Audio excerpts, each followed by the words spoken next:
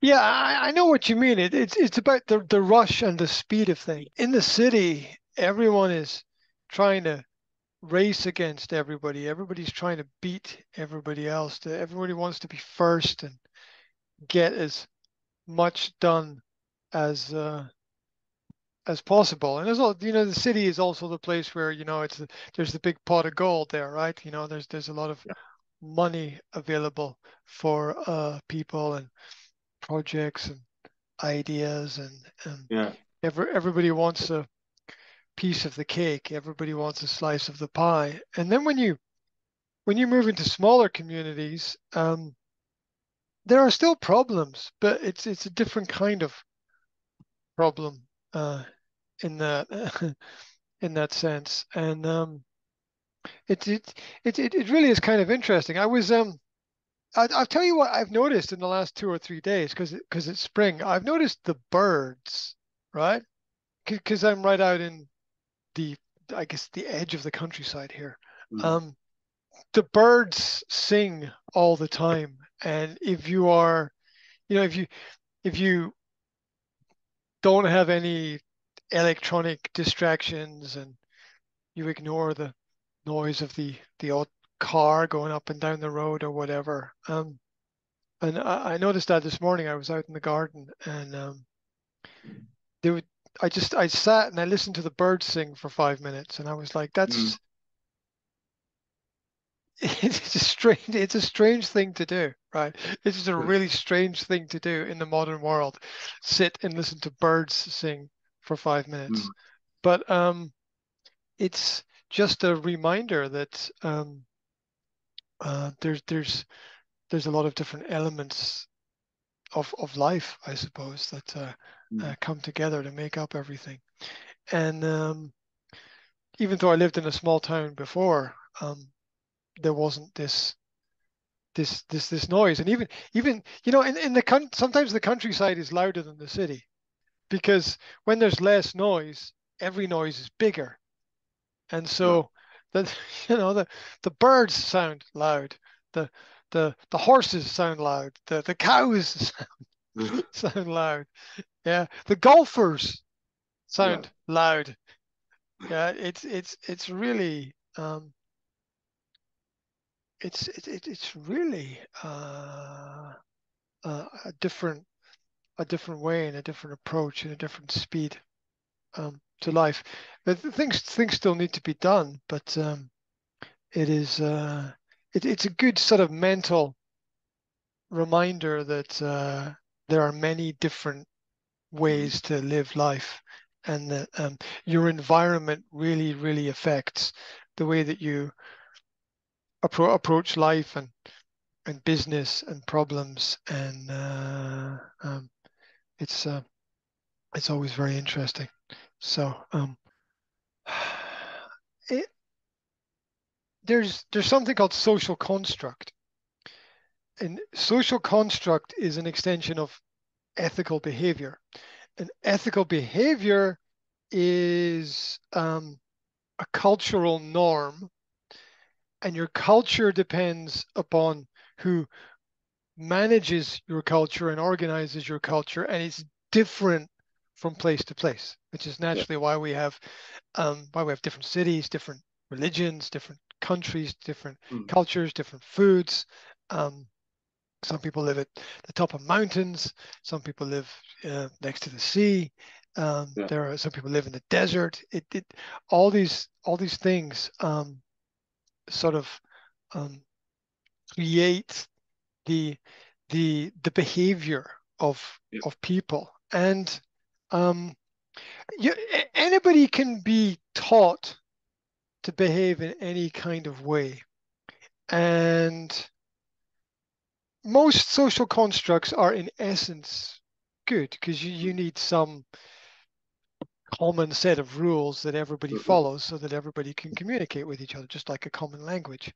Um, and there's there's definitely a need to have, when we're dealing with technology, some level of micromanagement.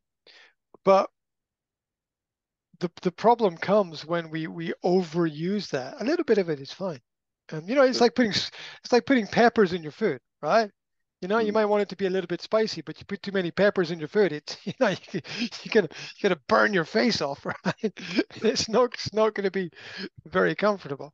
And there's a great security for people in the overmanagement of things because they know everything that's going to happen and when it happens, and they know it will be done, and they feel good about that. Um, but it's definitely not the only way to do things. Now, like if you're building a house, you want compartmentalization and micromanagement. That's what a house is. Yeah. Um, but if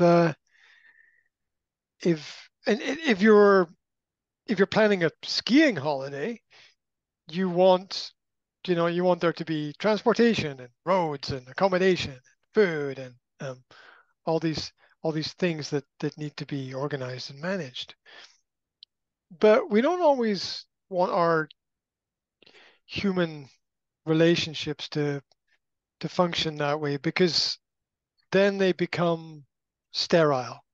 And when the relationships are sterile, they're kind of dead. And look, if everything was always sterile, we wouldn't have penicillin, right? I mean, there's a sort of Yeah.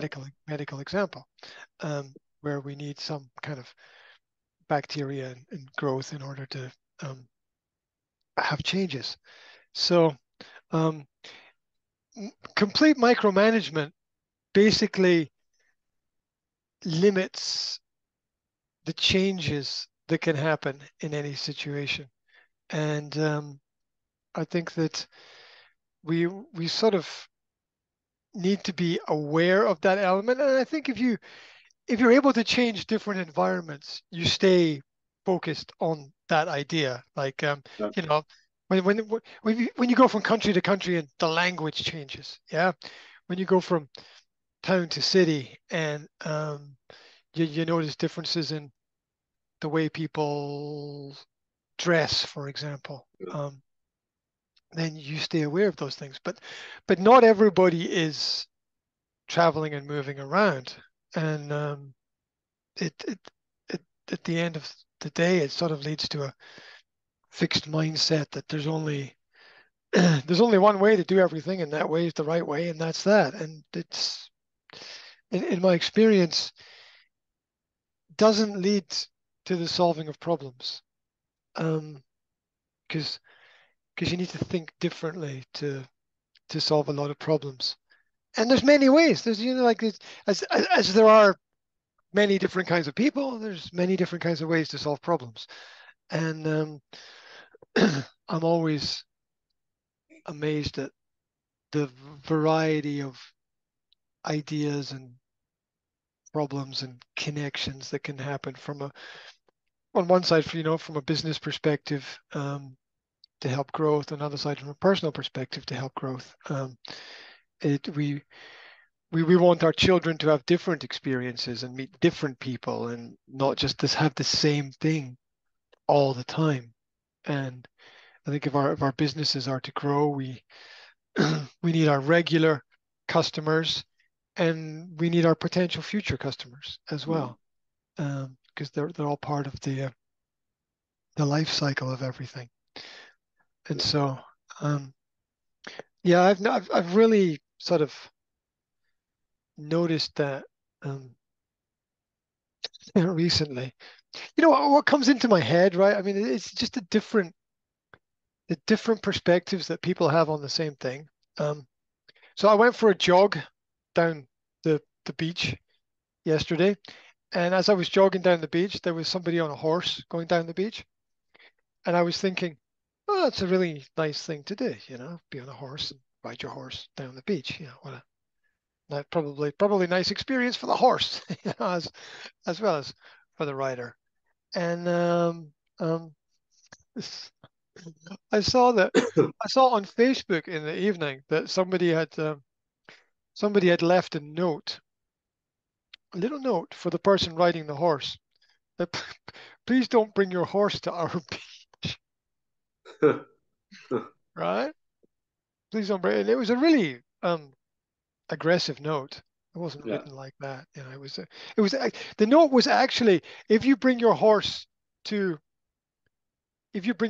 our beach again, I will cut the tires on your car. That's what the note was, right? And these two different opinions, right? There's one like I'm going to take my horse to the beach and go down the beach on my horse, and it's okay. And then somebody else has this idea that that's the worst, most evil thing that could possibly happen is that someone could take their horse to the beach. So and that those kind of perspectives exist everywhere, and sort of differences of thinking are obviously the root of all the problems. But you can sort of train a person to think in any kind of way about any kind of thing. It's just social construct. It's ethics. It's what people consider to be normal, which I understand. I always think that's dangerous, though, because so much of what I've met that's normal in my life, I sort of don't feel it's always good. And where normal replaces good, it's not the best road to go down. But definitely being in different environments allows us to think in different ways. And sometimes it's good when things are super organized because there's a level of security in that, and it's also there's there's there's also sort of there's a little bit of a danger in letting somebody organize everything, but there's also the free space as well. If Yeah. everything you did was extremely organized and everything your partner did was extremely organized, then there'd be no flexibility there. There'd be no Yeah. opportunity for something else to happen. There needs to be this little bit of understanding and give and take in in each relationship in that way.